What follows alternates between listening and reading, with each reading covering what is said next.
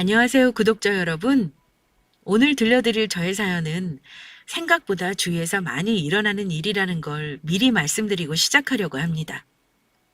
이야기를 시작하기 전에 한 가지 부탁을 드리려고 해요. 이런 익명의 공간에 저의 사연을 보내기로 결심한 건 다른 분들은 저와 같은 피해를 당하지 않길 바라는 마음에서 용기를 낸 것이라는 걸 알아주시고 저더러 미련하다거나 왜 몰랐냐는 등의 질책은 잠시 접어주셨으면 합니다. 일단 저에 대해 말씀드리자면 30대 초반이고 평범한 직장 여성입니다. 이름 말하면 다 아는 큰회사를 다니고 학교도 인서울 괜찮은 학교 나왔어요. 어릴 때부터 쭉 서울에서 나고 자랐고 감사하게도 부모님이 여유 있어서 유복하게 자란 편입니다. 부모님 두 분 다 노후 걱정 없으시고 월세 나오는 상가도 있으시고 거주하시는 집 대출 없으십니다. 겉보기에 남부러울 것 없고 딱히 문제 없어 보이는 제가 무슨 일을 당했는지 궁금하시죠? 저는 결혼까지 생각하고 상견례까지 마친 남자와 파혼했습니다. 그런데 파혼할 수밖에 없었던 이유가 조금은 충격적이에요. 저희 엄마는 몇 달 지난 지금도 가끔 가슴을 쓸어내리십니다. 다른 사람 결혼한다는 청첩장 받고 한숨을 쉬기도 하시고요. 언젠가 한 번은 제 눈치를 슬쩍 보시더니 이제는 내가 괜찮아 보인다 싶으셨는지 이런 말씀을 하시더라고요. 네가 상견례 할 때부터 느낌이 안 좋긴 했어. 자식 잘 키워놓은 부모가 그렇게 경우 없는 사람일 리가 없는 거다. 그냥 똥 밟았다 생각하고 잊어라. 네가 착해서 사람을 의심 없이 믿는 게 무슨 죄니? 잘못한 놈은 그 놈이야. 그래도 결혼까지 안 간 게 얼마나 다행이니. 전화위복이라 생각하자. 난 괜찮아, 엄마. 엄마 아빠한테 미안하지. 그래도 큰돈 쓴 거 없으니 엄마 말대로 너무 다행이다 싶어. 그놈은 어찌할 거야? 경찰에 신고할 거니? 글쎄, 엄마. 일단 저질러 놓은 거 수습하고 나서 차차 생각해 봐야지. 그러니까 결정사니 뭐니 그것도 믿을 게 못 된다는 거야. 돈을 그렇게 비싸게 주면 뭐하냐? 하마터면 사람 인생 꼬아놓을 뻔했잖아. 내가 절대 가만히 안 둬. 너도 그놈 불쌍하다고 생각하지 말고 아주 혼쭐을 내줘야 해. 엄마는 전 남자친구를 어찌할 거냐고 물으셨지만 저는 대답을 미룰 수밖에 없었습니다. 제 잘못이 아닌 그 사람 잘못으로 파혼했지만 어디까지 응징을 해야 속이 시원한 건지 잘 모르겠더라고요. 일단 제가 그 사람과 사귄 기간은 1년 남짓이었고 정말 다른 사람들과 다를 거 없는 평범한 연애라고 생각했는데 결과는 전혀 평범하지 않았네요. 30대 들어서면서 주변에 만날 수 있는 사람들의 폭이 좁아지더라고요. 저는 결혼 상대에 대한 욕심이 있다기보다는 그래도 신원이나 직업이 명확한 사람을 만나고 싶어서 엄마 권유로 결혼정보회사에 가입했습니다. 업체에서 주선해주는 대로 처음에는 변호사도 만나보고 대기업 다니는 사람, 금융권, 교수 등등 4~5분 정도를 만나봤는데 다들 훌륭한 분들이셨지만 안타깝게도 더 만나보고 싶은 사람은 없었습니다. 그러다가 마지막으로 한 번만 더 만나보자 하고 만난 게 헤어진 전 남자친구였습니다. 프로필상 그 사람은 의과대학 졸업 후 경기도 S대학병원에서 가정의학과 레지던트 과정을 밟고 있다고 했고요. 보통 결정사를 통해 사람을 만나면 아무래도 조건이나 배경을 따지기 마련일 거예요. 제가 만난 분들도 대부분이 그랬습니다. 그런데 마지막이라고 생각하고 만난 그 사람은 대화도 잘 통하고 나이도 저보다 2살 많은 사람이라 그런가 몇 번 더 만나보고 싶은 마음이 있었는데요.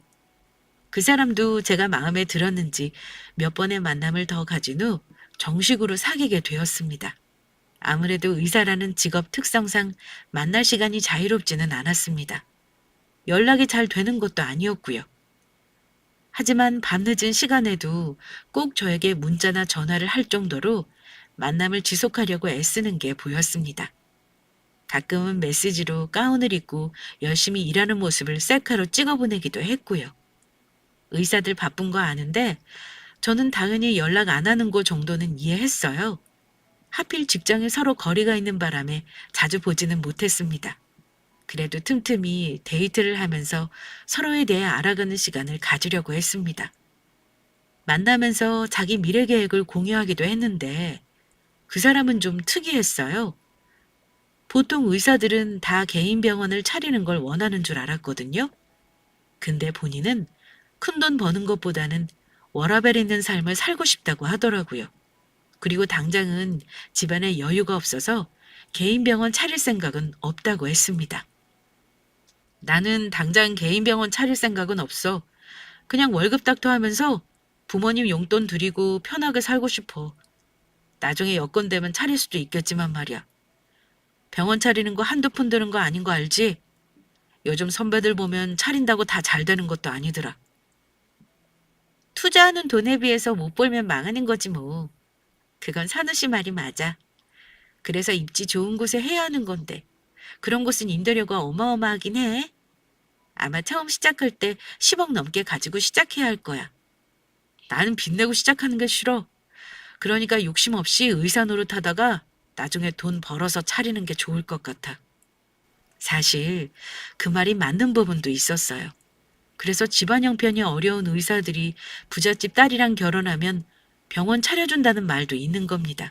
물론 저는 아무리 의사랑 결혼한다고 해도 그렇게까지 해갈 능력은 없었어요. 그때까지는 남자친구가 욕심이 많이 없는 사람이구나 하고 생각했습니다. 둘 다 결혼을 전제로 만남을 가진 만큼 만나면서 양가 부모님이나 가족에 대해 사전에 대화도 나누었고요. 남자친구가 그러더라고요. 자기가 힘들게 공부해서 의사가 된 건 부모님 희생이 있었기 때문이라고요. 우리 부모님이 나 의대 졸업시키느라 나중에 집에 대출도 받으셨어. 나 때문에 회사 다니면서 생활비 보탠 내 동생한테도 참 미안해서 나중에 돈 벌면 가족들한테 갚아주고 싶어. 이건 너도 이해해줄 수 있지? 그럼 이해하지. 희생하신 부모님께 잘해드리고 싶은 건 당연한 거 아니야? 선우 씨가 효도한다는데 내가 이해하고 말고 할 게 어디 있어. 이해해줘서 고맙다. 다른 여자들은 나 의사라고 그러면 내가 버는 돈 다 가지고 싶어 하던데 지은이 너는 다른 여자랑은 그릇이 다른 것 같아. 내가 여자친구 하나는 진짜 잘 골랐네. 그 사람은 나중에 결혼하면 자기 가족에게 베풀고 살고 싶다는 말을 자주 했습니다. 수련이 과정하면서 받은 월급은 그리 많지 않아서 아직도 가족들이 넉넉하지 않게 사는 게 미안하다고 하더라고요. 솔직하게 자기 집 형편이 우리 집과는 조금 차이가 난다는 걸 밝히길래 저는 그 부분은 감수하고 있었습니다. 그리고 정식으로 인사하자는 말이 나오면서 자연스레 결혼을 준비하는 수순을 밟았던 것 같습니다. 우리 집에 먼저 남자친구를 소개했을 때 부모님은 남자친구를 참 마음에 들어 하셨습니다. 예의 바르고 반듯해 보이는 데다 의사라고까지 하니 부모님 입장에서는 당연히 좋으셨을 겁니다. 저희 오빠랑 남자친구가 마침 또 동갑이라 그런지 한번 보고 나서 둘이 금방 친해지더라고요. 오빠와 남자친구가 대화를 하는 도중에 알고 보니 마침 오빠 회사랑 남자친구 병원이 10분 거리로 가깝다고 하더군요. 오빠는 기분 좋게 나중에 근처에서 술이라도 한잔하자고 웃으며 말했고 그 사람도 좋다고 맞장구 쳤습니다. 우리 집에 인사 온 남자친구는 거의 사위 대접을 받고 돌아갔다 해도 과언이 아닙니다. 우리 가족이 반기는 분위기였던 것과는 달리 예비시댁은 저희 부모님이 남자친구를 대했던 것처럼 저를 대하지 않았습니다. 물론 의사 아들을 둔 시어머니가 다 그런 건 아니겠죠. 남자친구 말로는 자기 어머니가 헌신적이고 자식에게 다정한 좋은 분이라고 들었습니다. 하지만 그 사람 어머니는 아들을 의사 만들었다는 자부심이 무척이나 강한 분이셨습니다. 남자친구가 물론 잘난 건 맞습니다. 여자들 중 의사 남편 싫다는 사람 없을 거예요.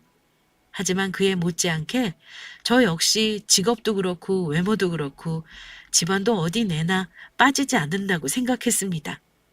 하지만 예비 시어머니는 자기 아들에 비해 제가 한참 모자라다고 여기시는 것 같았습니다. 처음 예비 시댁 인사하고 왔을 때 제가 느낀 게 있다면, 아, 이런 게 의사 아들을 둔 시어머니 부심이구나, 라는 거였습니다.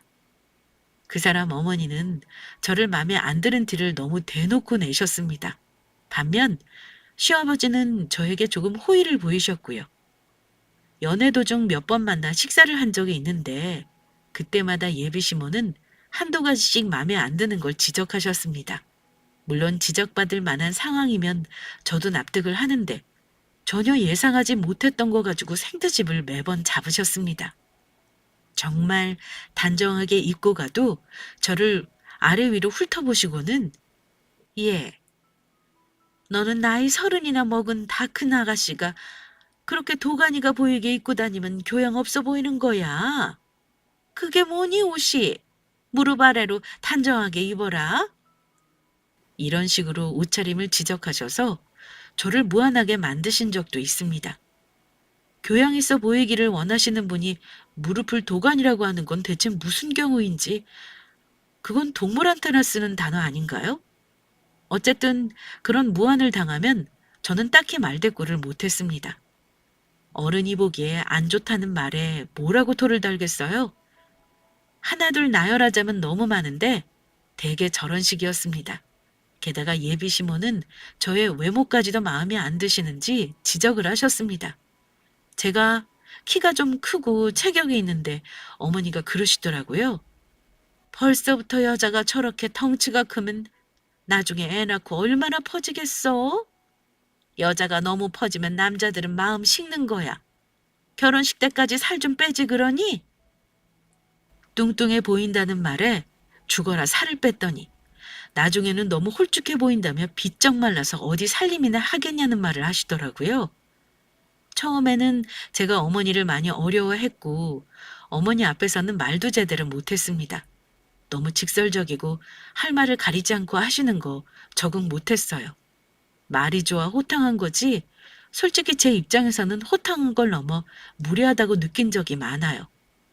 그럴 거면 자주 만나자는 말이나 하지 말았으면 좋겠는데 처음 인사드리고 나서 툭 하면 저에게 오라가라 하셔서 여간 힘든 게 아니었습니다. 처음 몇 번은 어머니가 저 기분 나쁘게 해도 넘어갔어요. 예비 시아버지는 어머니와 성격이 정반대셨는데 그나마 저를 다독거리며 어머니 하는 말 너무 마음에 담아두지 마라. 옛날부터 말투가 저래서 모르는 사람은 싸우기도 하고 그랬어. 마음 넓은 네가 이해해다오. 지금은 그래도 결혼하고 나면 안 그럴 거야. 이렇게 웃으면서 말씀하셨습니다. 남자친구도 옆에서 어머니가 저에게 함부로 말하면 중간에 자르기도 했고 저에게 미안하다고 한 적도 여러 번이었고요. 하다못해 선물을 드리거나 먹을 것을 사다 드려도 퉁명스럽게 말씀하셔요. 백화점 예비시모 생각해서 뭐라도 하나 사드리면 그냥 고맙다는 말 한마디면 될 것을. 이거 내 아들 돈으로 산 거 아니니? 이런 비싼 걸 백화점에서 턱턱 샀쓰고 그러는 거 나는 싫다. 이렇게 말씀하십니다. 그래서 다음에는 먹을 것을 사다 드립니다. 그럼 또 이건 너 먹고 싶어서 사온 거냐? 나는 이런 거 생전 안 먹는다. 이러십니다. 어떤 식인지 짐작하시죠? 한마디로 마음 한번 꼬인 분이세요. 제가 아들 결혼 상대자로 마음에 안 들어서 그러시는 거면 차라리 반대를 하시면 될 텐데 결혼하지 말라는 말은 또 안 하세요. 잘하려고 해도 매번 저러시니까 너무 속상한 마음에 남자친구에게 얘기하면 남자친구는 저에게 이럽니다. 우리 엄마가 나를 워낙 힘들게 키우셔서 그래. 겨우 공부시켜 의사 만들어 놓으니까 날름 너한테 장가가겠다고 하는 거 질투하시는 것 같아. 지금은 저러셔도 너한테 마음 여시면 차차 좋아지실 거야. 말은 저렇게 해도 뒤끝은 없는 분이셔. 내가 대신 사과할 테니까 기분 풀어. 이렇게 달래줍니다.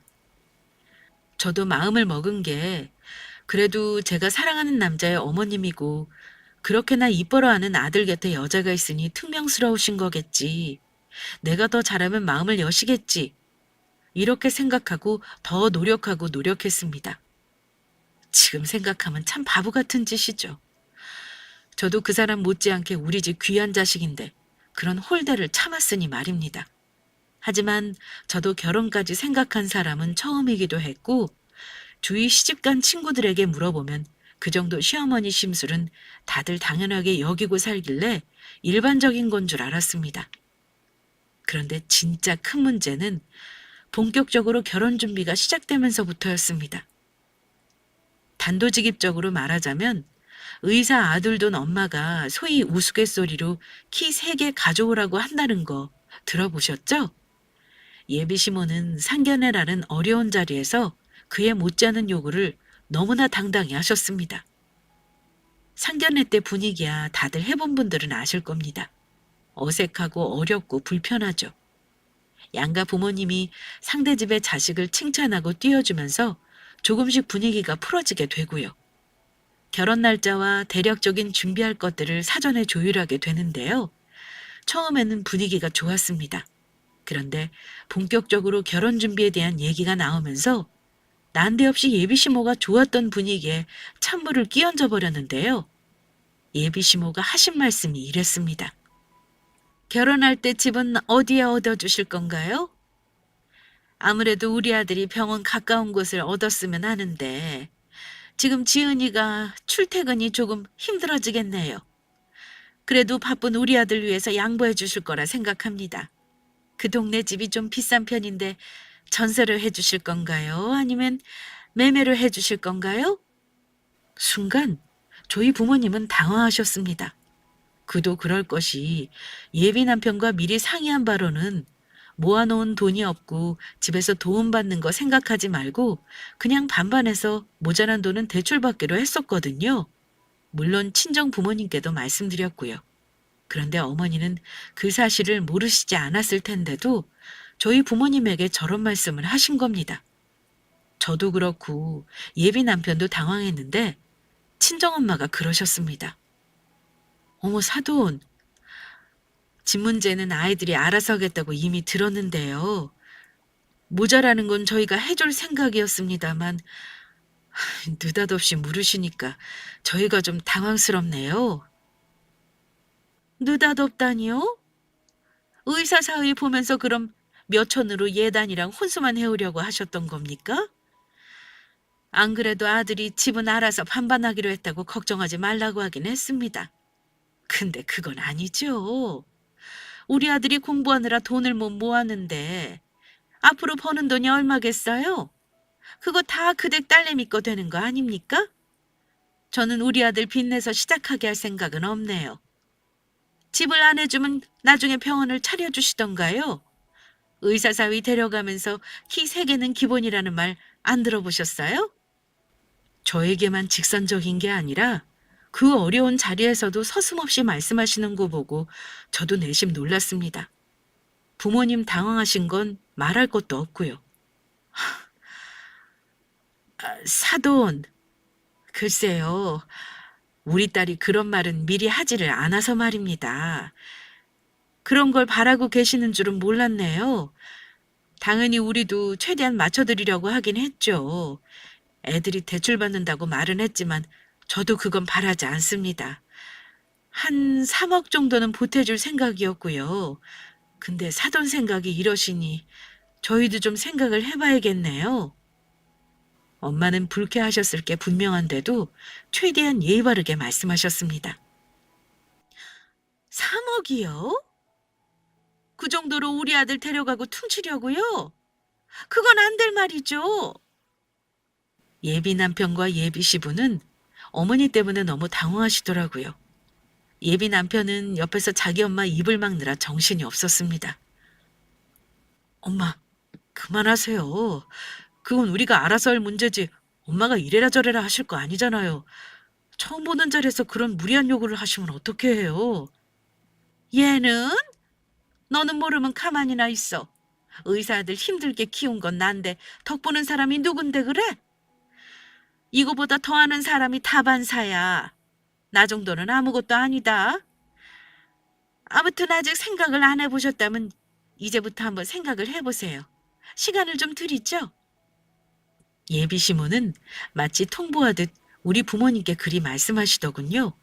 그 덕에 어정쩡한 분위기 속에서 상견례는 마무리되었고 예비 남편은 미안하다며 따로 사과하고 돌아갔습니다.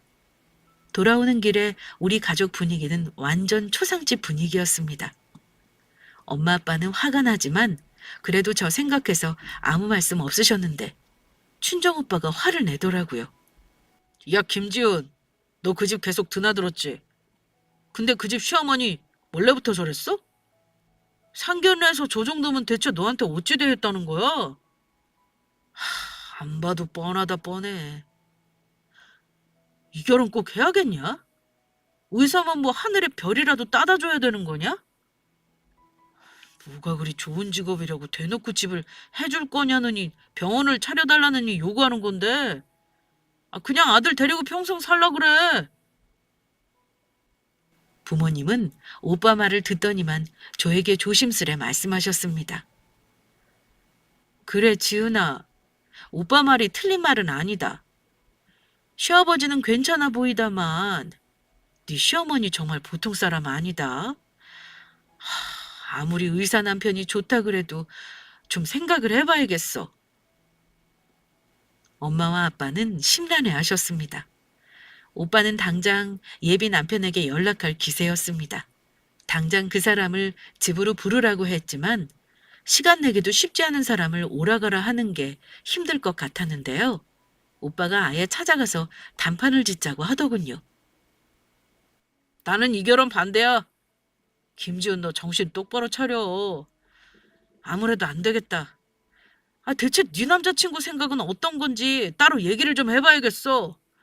다음 주쯤에 그 친구 병원에 한번 찾아가 봐야겠어. 지은이 너도 미리 하루 정도 시간 좀 빼. 병원 근처에서 같이 만나자. 결혼을 하든 안 하든 마무리는 지어야지.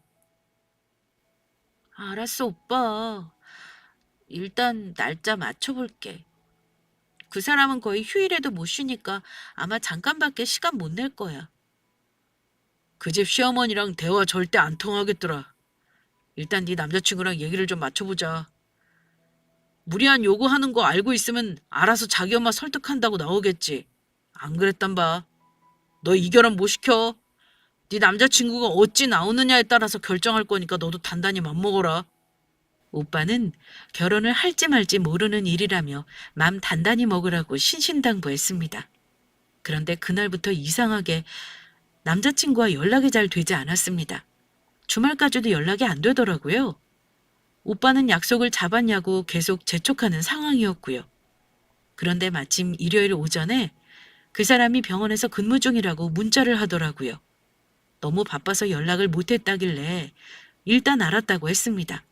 하지만 오빠와 같이 만나는 약속 시간을 잡으려 했는데 남자친구는 계속 시간이 안 된다는 말을 하는 겁니다.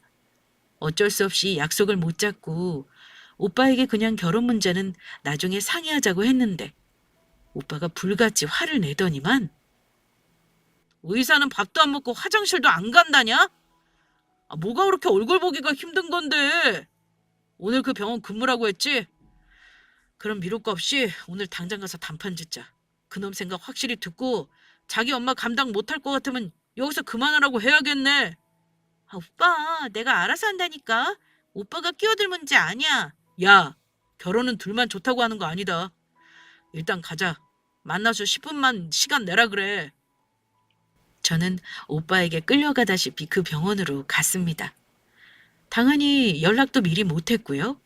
오빠 손에 이끌려 병원에 도착해서 일단 연락을 해보기로 했는데요. 오빠는 연락하면 시간 안 내줄 수도 있다면서 무작정 가보자고 고집을 부렸습니다. 아무리 말려도 오빠는 막무가내였어요. 어쩔 수 없이 가정의학과 쪽으로 일단 가서 상황을 보기로 했는데요. 접수대 간호사에게 조심스레 물었습니다. 혹시 박선우 선생님 여기 계신가요? 그런데 간호사는 고개를 갸웃하더니 박선우 선생님이요? 그분은 여기 근무 안 하시는데요. 잘못 찾아오셨어요. 그 말에 저는 과를 잘못 찾은 줄로만 알아들었습니다. 그래요? 저는 가정의학과 전공이라고 들어서요. 그럼 어디로 가면 뵐 수 있을까요? 그런데 간호사가 하는 말이, 네? 전공이요? 무슨 말씀이신지. 박선우 선생이 이 병원 근무하는 건 맞는데요. 우리 과가 아니고 내 과에서 간호사로 근무하는데요. 여기 말고 2층으로 가세요. 이러는 겁니다. 분명 간호사라고 하더라고요. 저와 오빠는 이게 무슨 일인가 싶어 서로 얼굴을 마주볼 뿐이었습니다. 2층 내과 간호사라고요? 확실히 이 병원 근무하는 건 맞고요? 네. 근데 무슨 관계신지 아는 분 같아서 말씀드린 건데 제가 혹시 실수했나요? 어리둥절해하는 간호사에게 적당히 둘러대고 저는 오빠와 2층 내과로 내려갔습니다. 저는 기가 막혀 그냥 계단에 주저앉고 말았습니다. 그런 저를 보고 오빠가 그러더라고요. 야, 김지은, 너 아무래도 그 인간이 의사라고 너한테 뻥친 것 같다. 그래도 양심이 아예 없는 놈은 아닌가 보네. 이 병원의 간호사는 맞으니 말이야. 간호사라고 해도 훌륭하게 생각했을 텐데 그놈 대체 왜 거짓말을 한 거지? 어이가 없네.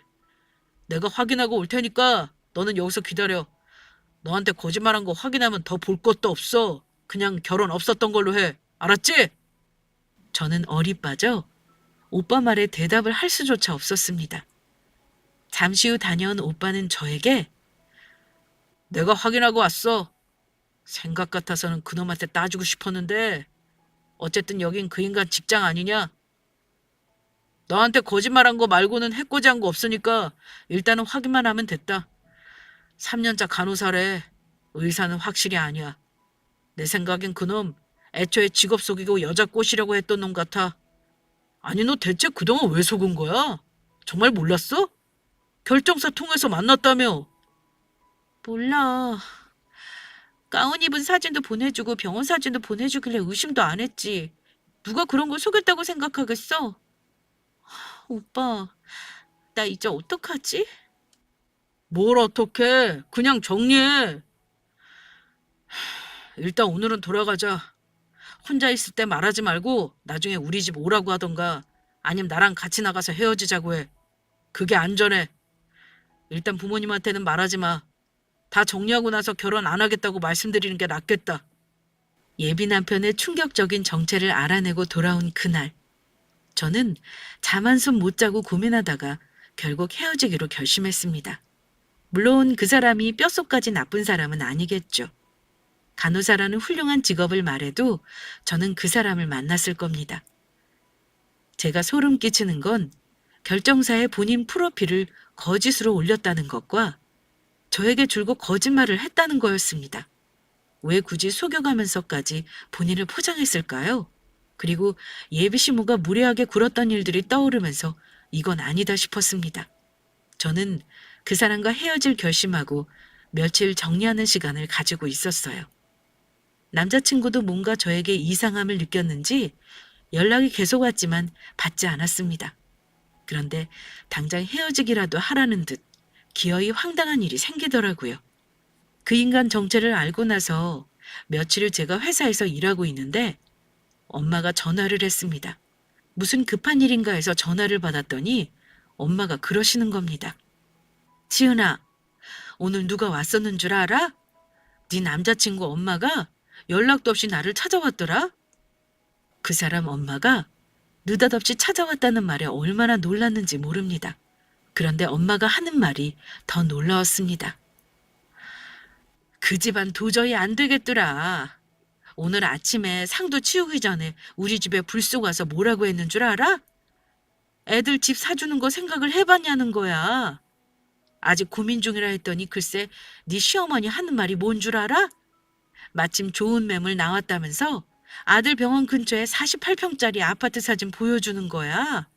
역세권이라 입지도 좋고 금매라면서 꼭 잡아야 한다길래 내가 얼마 정도 하는 집이냐고 물었어. 세상에 그 아파트 자그마치 10억이 넘더라. 그걸 오늘 당장이라도 계약금 보내서 잡으라고 억지를 부리지 뭐니. 다른 사람이 채갈까 봐 오늘 아침 일찍 왔다는데 내가 정말 기가 막혀서. 엄마, 그래서? 그 사람 엄마한테 뭐라고 했는데? 뭐라고 하긴. 아직 네가 결혼 안 하겠다고 확실히 말을 안 하는 바람에 화를 내지도 못했어. 그냥 그 정도 능력은 없으니까 아무래도 며느리를 다른 데서 찾으셔야 할 것 같다고만 했다. 그랬더니 어찌나 콧대 높게 구는지 잘 생각해 보라면서 돌아갔다. 얘 지은아, 너 이 결혼 정말 해야겠어? 엄마는 속상해하시며 물으셨고 저는 단호하게 말했습니다. 엄마, 혹시 또 연락 오면 결혼 안 시키겠다고 확실히 말해? 물론 내가 오늘 말할 거지만 말이야. 나 이 결혼 안 해. 안 할 이유가 분명히 있거든. 내가 만나서 얘기할 거니까 이 결혼 안 한다는 것만 알아도 엄마? 그러자 엄마는 잘 생각했다고 더는 고민 안 하겠다고 하셨습니다. 가뜩이나 그 인간 어찌 끝내줄지 생각 중인데 엄마에게 황당한 요구를 했다고 하는 말 들으니 너무 화가 나더라고요. 시간을 굳이 끌 필요 없겠다 생각했고 결단을 내리기로 했습니다. 저는 회사에서 조퇴하고 그 사람 어머니에게 연락했습니다. 아들 일하는 병원 앞에서 보자고요. 어머니가 바쁜 자기 아들은 왜 병원에서 보자고 하냐며 뭐라고 하셨지만 제가 그랬습니다. 어머니가 꼭 보셔야 할 게 있다고요. 제 짐작이지만 어머니는 자기 아들이 정말 의사라고 알고 있는 듯 했습니다. 아무래도 그 인간이 저뿐만 아니라 무슨 이유에서인지 가족들도 속인 것 같다는 느낌을 받았어요. 2시간쯤 후 저는 병원 앞에서 어머니를 만났습니다. 어머니는 돌아가는 상황도 모르고 잔뜩 부어있는 얼굴이더군요. 어머니, 오늘 저희 엄마 만나고 오셨다면서요? 그래, 네 엄마가 얘기하시든? 너는 어찌 생각하니? 그 정도는 내가 요구할 수 있는 거라 생각한다만 너 설마 의사 남편을 꽁으로 얻으려는 건 아니지? 네 친정엄마는 의사 사위 얻으려면 주변에 한번 물어보셔야 되겠더구나. 요즘 의사 사위 얻으려면 10억은 기본이야. 10억 타령에 의사 사위 타령까지. 저는 그분이 말을 다 할 때까지 일단 기다렸습니다. 하실 말씀 다 하셨어요? 그럼 이제 저랑 어디 좀 가실까요? 어딜 가자는 거냐? 설마 지금 우리 아들 보러 온 거니? 그 바쁜 애를? 가보시면 알아요. 제 대답은 거기서 할게요. 저는 어머니를 데리고 그 사람이 근무하는 2층으로 올라갔습니다. 근데 마침 정면 데스크에 떡하니 그 사람이 컴퓨터를 보며 일하는 게 보이더라고요. 저는 그 사람 어머니에게 말했습니다. 어머니, 저기 어머니 아들이 마침 있네요. 보이시죠? 근데 어쩌나요? 어머니가 믿고 계시는 아들이 사실은 이 병원 간호사라고 하던데요. 의사가 아니라 간호사요.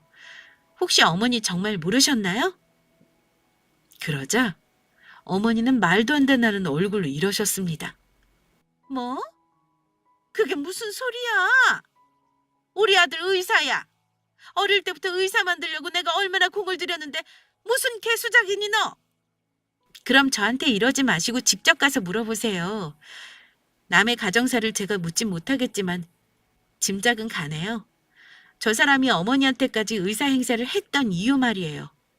어머니 등살에 못 이겨서 간호사는 됐지만 의사가 못 됐다는 걸 감추고 싶었나 봐요. 아들을 어지간히도 들들 볶으셨겠죠. 안 봐도 뻔히 보여요. 어머니는 제가 하는 말을 못 믿겠다며 성큼성큼 아들이 있는 데스크로 걸어가셨습니다. 저는 뒤를 따랐고요. 가서 아들 이름을 부르더라고요. 그제야 자기 엄마를 본 그 사람은 얼굴이 흑빛으로 변하더군요. 놀란 얼굴로 저와 자기 엄마를 보더니 이렇게 말했습니다. 엄마, 지은아, 대체 여기는 무슨 일로 온 거야? 설마 지은이 너 나에 대해 다 알고 찾아온 거야? 그래, 나 다 알고 있어. 나는 그렇다 치고 선우 씨 가족들까지 왜 속인 거야? 그 사람 유니폼은 의사 가운이 아닌 간호사복이었고 그걸 본 어머니는 너무 놀란 나머지 울음을 삼키시는 듯 했습니다.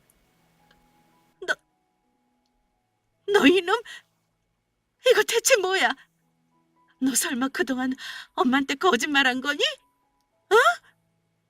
엄마, 내가 다 설명할게요. 일단 여기 보는 눈이 많아. 이따 퇴근해서 설명할게. 지은아, 너한테는 진짜 미안하다. 내가 나중에 다 설명할게. 일단 지금은 우리 엄마 여기 모시고 좀 나가줄래? 보는 눈이 너무 많다. 그 사람은 체념한 얼굴로 사정했고 저는 짤막하게 제 할 말만 통보했습니다. 우리 헤어져. 나 그 말하러 왔어. 선우 씨가 거짓말한 거 나는 도저히 용납이 안 돼. 그리고 선우 씨 어머니가 말도 안 되는 요구하시는 것도 받아들일 수 없어. 의사가 아니라고 해서 파혼하는 게 아니고 선우 씨 거짓말을 이렇게 만들었다는 거 알아도 대체 왜 그런 거짓말을 한 거야? 다시는 이런 식으로 사람 우롱하지 마. 이건 사기라고. 그동안 나 속이면서 마음 편했니? 우리 다시는 만나지 말자. 저는 그 인간에게 헤어지자고 말했고 자리를 떴습니다. 그 사람은 저를 쫓아나오지도 않았습니다. 제가 굳이 그 인간 어머니를 제가 모시고 나올 필요도 없었어요. 그런데 상황 파악을 한 그 인간 엄마가 저를 쫓아나오더군요. 예지은아! 이대로 가면 어쩌니? 일단 마무리를 하고 가야지. 우리 얘기 좀 더 하고 가자. 저는 이미 할 말 다 했는데요. 제가 여기를 어머니를 부른 이유 직접 보셨잖아요. 저 사람이 직업 속인 건 우리 오빠도 다 알고 있어요. 그리고 부모님께도 전부 말씀드릴 거고요. 제가 혼인빙자 사기죄로 고소 안 하는 걸 다행으로 아셔야 할 텐데요. 예, 아무리 그래도 좋다고 만나던 사람을 고소까지 한다는 거야? 경아 없기는 나도 마찬가지야. 대체 이게 어찌 된 건지.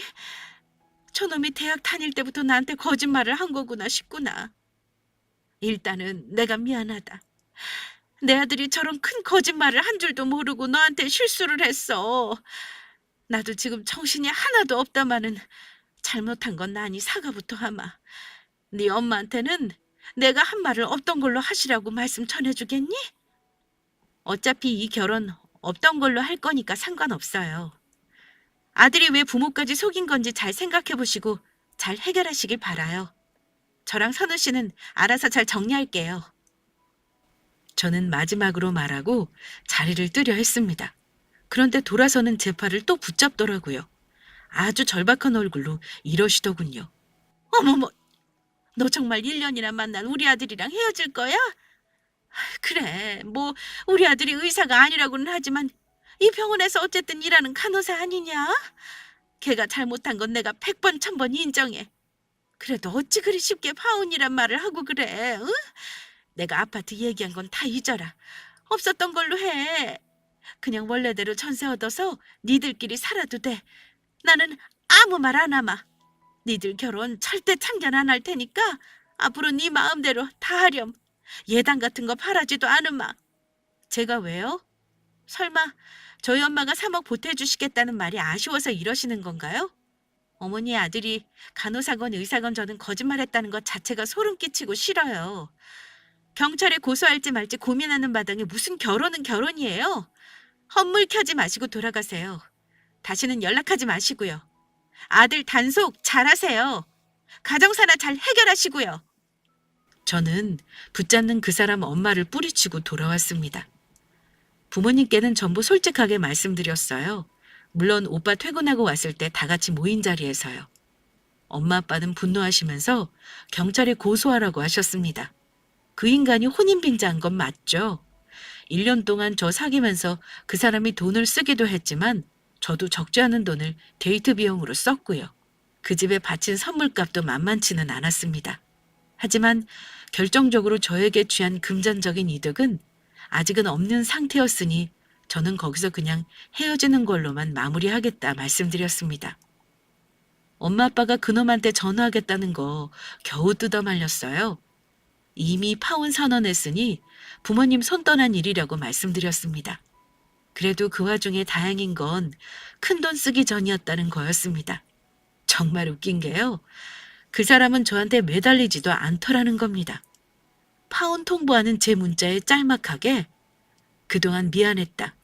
내가 말 못할 사정이 있었어. 끝까지 속일 생각은 아니었는데 미안하다. 좋은 사람 만나. 이런 답장이 온 게 다였습니다. 허무하고 하나더군요. 사람을 이렇게 농락해도 되나 싶었어요. 치사하지만 그동안 제가 그 인간에게 준 선물이랑 쓴 카드값을 전부 엑셀로 옮겨 정확하게 계산했습니다. 데이트 비용 빼고 순수하게 그 인간을 위해 쓴 액수만 무려 800만 원 돈. 그거 돌려달라고 했습니다. 그랬더니 찍소리 안 하고 바로 입금하더라고요. 그리고 결정사에 따졌어요. 회원가입을 어찌 봤는데 신분을 속이냐고 민원을 넣었습니다. 알고 보니까 그 인간이 회원가입 시 신분 증명을 위해 의사 면허증과 병원 신분증 등을 제출했는데 모두 가짜였던 겁니다. 인터넷에 떠도는 의사 면허증 이미지 파일을 내려받아 이름과 생년월일만 바꾼 것 같다며 회사 내에서 조치하겠다고 하더군요. 저 같은 피해자가 나오지 않게 해달라고 당부하고 끝내버렸습니다. 그 뒤 그 사람 소식은 들은 적 없어요. 연락이 온 적도 없고요. 아마 저한테 된통 걸렸으니 또 그러고 다니진 않을 거라 생각합니다. 간호사라는 좋은 직업을 가지고도 의사를 왜 사칭했는지 모르겠어요. 어쨌든 저도 그 후로는 다른 사람 만나는 거 무서워서 못 만나고 있네요. 황당했던 저의 파혼 사연은 여기까지입니다. 생각보다 신분이나 직업 속이고 결혼 빌미로 여자한테 접근하는 경우가 많은 거 아시죠? 진짜 나쁜 놈들은 만나면서 고의로 돈까지 엄청 뜯어낸다고 해요. 그거에 비하면 저는 그나마 양반이었던 것 같습니다.